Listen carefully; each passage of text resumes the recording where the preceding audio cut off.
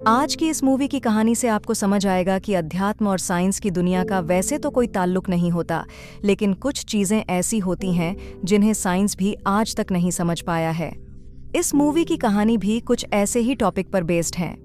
Movie की शुरुआत में हमें बताया जाता है कि जिस तरह से दुनिया में मौजूद हर इंसान के फिंगरप्रिंट अलग होते हैं, बिल्कुल उसी तरह से हर इंसान की आंखों की बनावट भी अलग अलग होती है। फिर इसके बाद हमें इयान ग्रे नाम के एक वैज्ञानिक को देखते हैं जो कि आंखों के ऊपर रिसर्च करता है। इयान दुनिया में हर जीव की आंखों के ऊपर स्टडी करता है और धरती की शुरुआत से अब तक ह्यूमन आई के रिवॉल्यूशन के ही बारे में उसकी सारी रिसर्च होती है।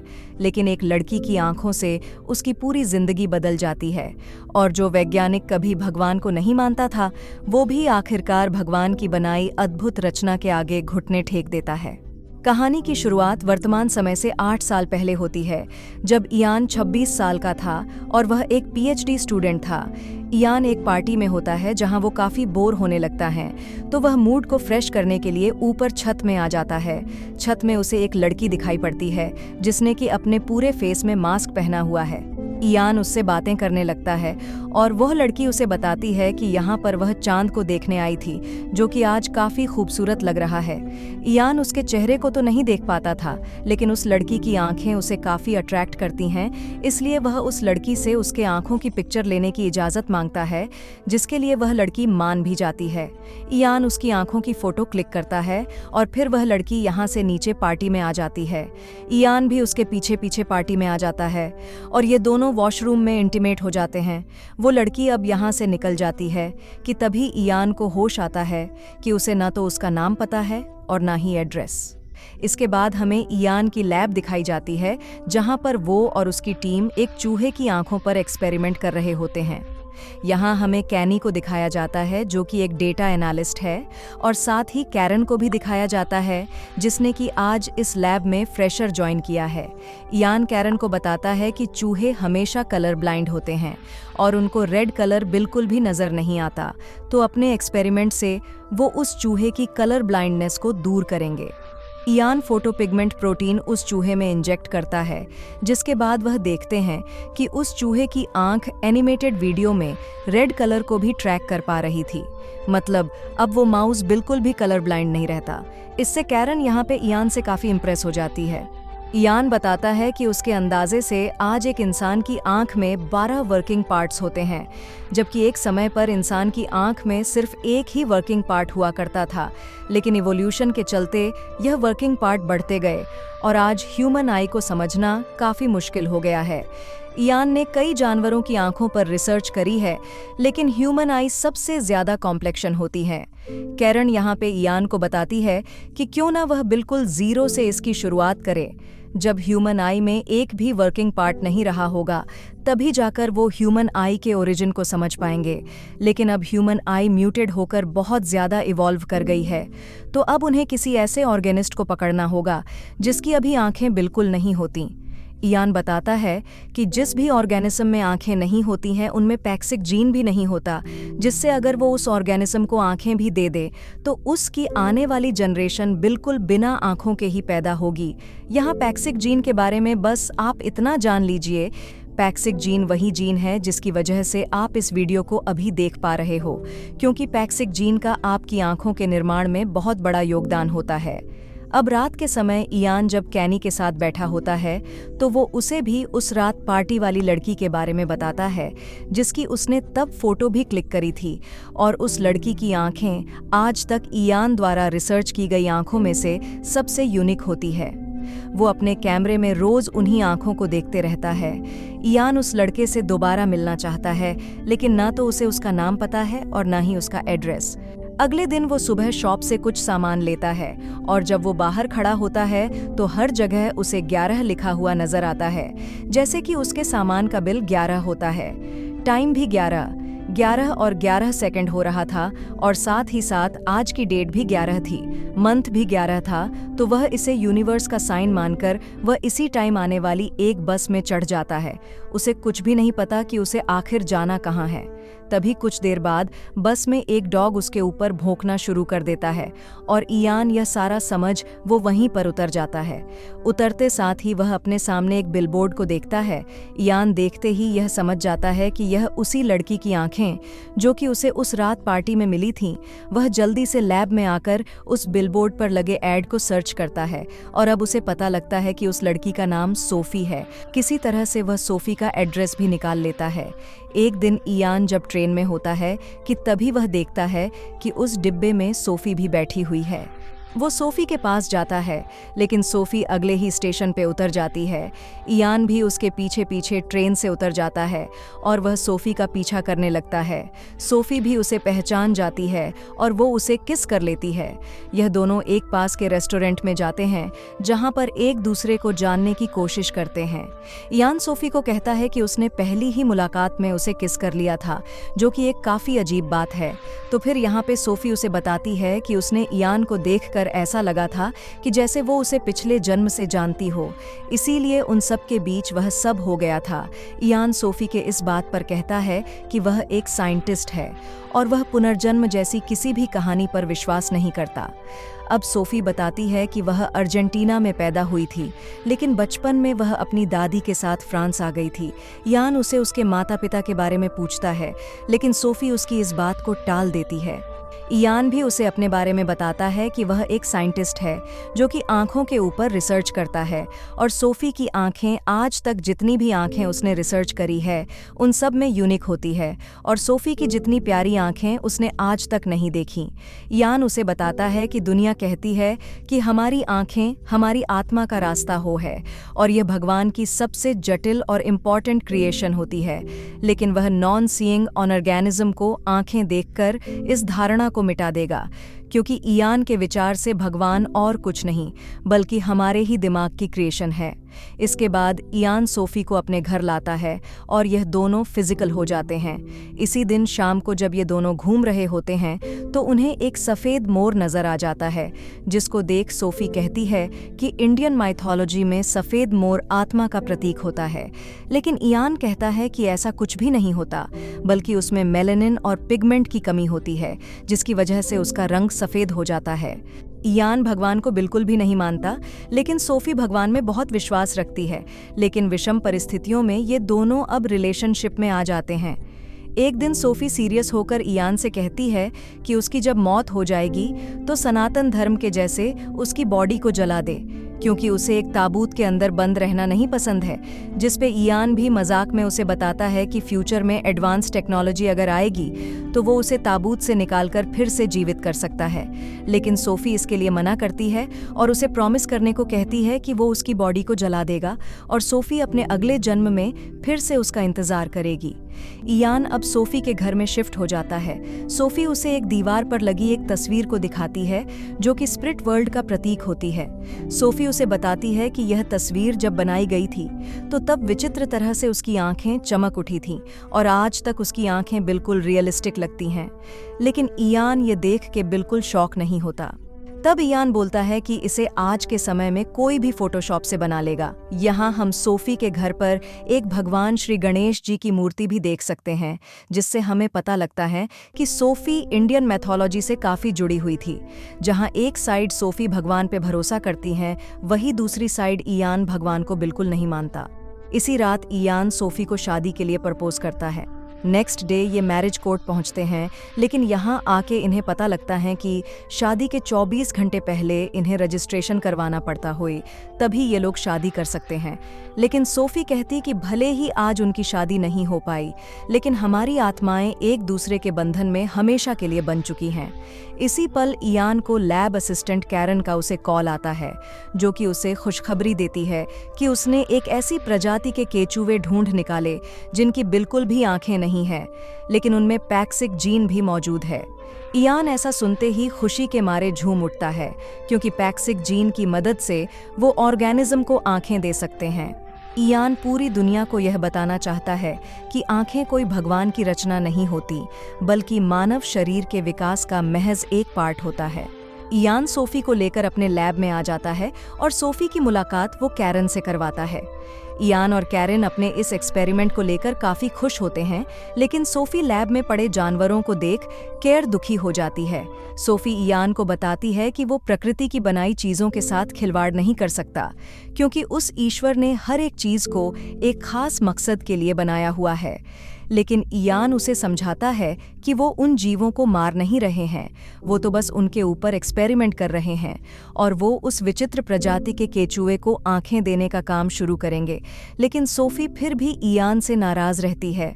कैरन देखती है कि सोफी बिल्कुल चुपचाप बैठी हुई है, तो वो चुपचाप यहाँ से छुट्टी लेकर निकल जाती है ताकि यह दोनों आपस में टाइम को स्पेंड कर पाए। इयान सोफी को किस करने की कोशिश में उसके हाथ से एक एसिड लिक्विड उसके ऊपर गिर जाता है, जो कि उसकी आंखों के अंदर चले जाता है। सोफी फटाफट से कैरन को कॉल कर यहाँ पे बुलाती है और कैरन इयान की आंखों पे पट्टे कर देती है। इयान को अब सोफी ऐसे ही बंद आंखों की पट्टी के साथ अपने घर ले जाने लगती है, लेकिन जब ये दोनों लिफ्ट में होते हैं तो तभी लिफ्ट की वायर टूट जाती है।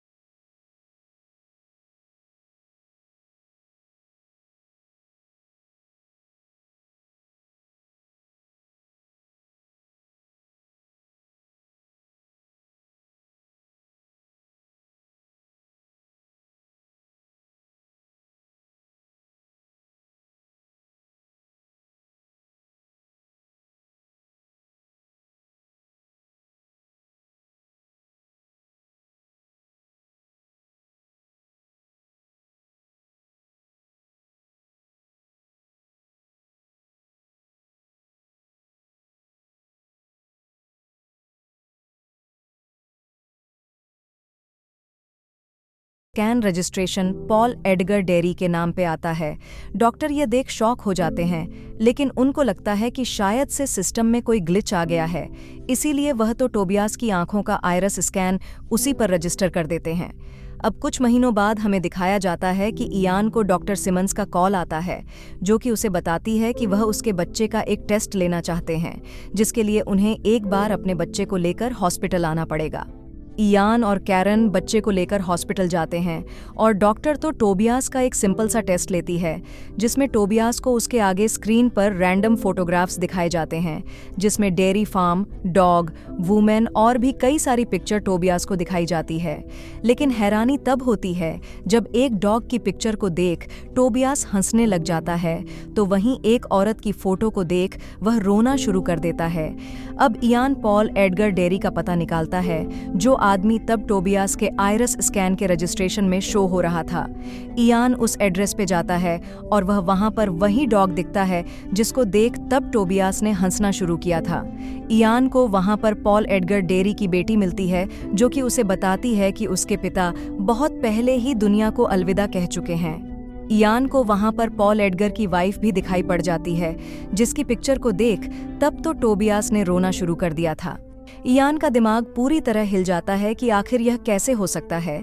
उसके दिमाग में फिर से सोफी की कई बातें रिपीट होने लगती हैं, जो कि पुनर्जन्म और भगवान के अस्तित्व के बारे में होती है। इयान एक वैज्ञानिक होने के नाते बार बार इस घटना को एक इत्तेफाक मानता है। कैरन और कैनी के बीच जब बातें होती हैं तो कैनी कैरन को बताता है कि दुनिया के सारे इंसानों की आंखों के आयरस स्कैन का डाटा उसके ही कंपनी के पास है और वह उनसे सोफी के आयरस स्कैन का डाटा भी निकाल सकता है। इयान कैनी को ऐसा करने के लिए जब कहता है तो सोफी की पूरी डिटेल्स स्क्रीन पे आ जाती है। एक और छोटी लड़की का डाटा सामने आ जाता है, जिसने कि 3 महीने पहले अपनी आंखों का एयरस स्कैन रजिस्टर करवाया है और वो लड़की दिल्ली, इंडिया से होती है। कैरन अब इयान को कहती है कि अब उसे उस लड़की से मिलने इंडिया जाना चाहिए। कैरन उसे समझाती है कि जिस तरह से टोबियास को पॉल डेरी की वाइफ और डॉग के बारे में कुछ झलकियां याद थीं, उसी तरह सूफी की यादें उस बच्चे से जुड़ी हो सकती हैं। बेसिकली कैरन यहाँ पे पुनर्जन्म की बातें करती है, लेकिन इयान उसकी इस बात पे गुस्सा हो जाता है, क्योंकि वह ना तो भगवान के अस्तित्व को मानता है और ना ही पुनर्जन्म को। लेकिन कहीं ना कहीं वह भी अब टोबियास की उस घटना के बाद हिला हुआ है। लेकिन वो इंडिया इसलिए नहीं जाना चाहता क्योंकि सूफी को इंडिया से काफ़ी लगाव था। वो इंडिया कल्चर से काफ़ी अट्रैक्ट होती थी और साथ ही साथ वह सनातन धर्म के रिवाजों को बहुत मानती थी। तो अगर वो एक और बार इंडिया जाएगा तो सोफी की यादें ताज़ा हो जाएंगी। लेकिन कैरन के कहने पर वह इंडिया आ ही जाता है। वो दिल्ली में उस जगह पे जाता है जहाँ पे उस बच्चे का एड्रेस था। यह एक ऑर्फनेज होता है जहाँ पे इयान इस ऑर्फनेज की केयर टेकर प्रिया से मिलता है, जो कि उसे बताती है कि उस बच्ची का नाम सेलोमिना है, लेकिन वो अब यहाँ पे नहीं रहती। इयान प्रिया से उस बच्ची को ढूंढने में उसकी मदद मांगता है। फिर अगले दिन प्रिया इयान को लेके सेलोमिना के घर पे जाती है, लेकिन वहाँ पर उसे पता लगता है कि सेलोमिना अब वहाँ पे नहीं रहती, क्योंकि कुछ महीने पहले उसके माता पिता की मौत हो चुकी है। वो अब जहाँ तहाँ भटकती रहती है। अब इयान और प्रिया काफ़ी निराश हो जाते हैं, क्योंकि वह सेलोमिना को अब कहाँ पर ढूंढे। इसी बीच प्रिया इयान से पूछती है कि क्या वह भगवान पे विश्वास करता है, तो फिर इयान कहता है कि वो नहीं जानती कि वह एक वैज्ञानिक है, तो वह सिर्फ डेटा पर ही विश्वास करता है। तो फिर यहाँ पे प्रिया उसे बताती है कि अगर अध्यात्म गलत हो और अगर साइंस सही हो तो अध्यात्म भी साइंस को सही मानेगा, लेकिन अगर अध्यात्म सही हो तो क्या वह एक साइंटिस्ट होने के नाते यह एक्सेप्ट कर पाएगा कि अध्यात्म विज्ञान पे भारी पड़ गया।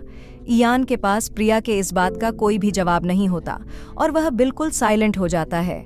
इयान को कुछ दिन तक सेलोमिना का कुछ भी आता पता नहीं चलता। तो उसके दिमाग में एक विचार आता है। वो सोफी की आंखों का एक बड़ा सा बिलबोर्ड जगह जगह पे लगा देता है, लेकिन फिर भी कई दिनों तक सेलोमिना को कुछ अता पता नहीं लगता। लेकिन एक दिन जब इयान बाहर होता है तो तभी एक छोटी सी बच्ची को देख लेता है, जो कि उसी बिलबोर्ड को बड़े ध्यान से देख रही होती है। इयान को लग जाता है कि हो ना हो यही सेलोमिना है। इयान उसके पास जाता है और उसकी खूबसूरत आंखें देख वो पहचान जाता है कि यही सेलोमिना है। वो सेलोमिना को एक होटल पे लेकर जाता है और कैरन को वीडियो कॉल पे ले लेता है। सेलोमिना से सोफी की पसंद और उससे जुड़ी चीज़ों के बारे में उसे फोटोज दिखाता है, जिसमें से वह एक पिक्चर सेलोमिना को सेलेक्ट करने के लिए कहता है और आश्चर्यजनक तरीके से सेलोमिना उन सबका आंसर सही करती है जिसके बारे में सूफी ने इयान को बताया था, जैसे कि वह white peacock, angel of spirit world और साथ ही साथ सूफी की तस्वीर को भी सही करती है। लेकिन फिर भी उसके कई सारे आंसर गलत होते हैं। सेलोमिना के सिर्फ 44% आंसर ही सही होते हैं, जिससे इयान को लग जाता है कि उसने इंडिया आके बहुत बड़ी गलती कर दी है, क्योंकि सोफी और सेलोमिना का कोई भी कनेक्शन नहीं है और पुनर्जन्म जैसी कोई भी चीज नहीं होती। इयान खुद से निराश सेलोमिना को बाहर छोड़ने आता है और जैसे ही सेलोमिना लिफ्ट को देखती है तो वह बुरी तरह घबरा जाती है और इयान से लिपट जाती है। इयान यह देख पूरी तरह स्तब्ध रह जाता है, क्योंकि उसे याद आता है कि सोफी की मौत लिफ्ट में ही हुई थी। इयान के मुंह से अब एक भी शब्द नहीं निकलता। वह पूरी तरह सदमे में चले जाता है। उसके विज्ञान के आगे अध्यात्म भारी पड़ गया है। उसे महसूस हो जाता है कि विज्ञान के आगे न जाने कितनी ही चीजें हैं जिनको विज्ञान शायद ही कभी जान पाए। अब इयान सैलोमिना को गोदी में ले लेता है और सीढ़ियों के ही रास्ते नीचे आने लगता है, और फिर इसी सीन के साथ इस कहानी का अंत हो जाता है। अगर आपको हमारी एक्सप्लेनेशन अच्छी लगी हो तो हमारे वीडियो को लाइक करें, और अगर चैनल पर नए हो तो हमें सब्सक्राइब करें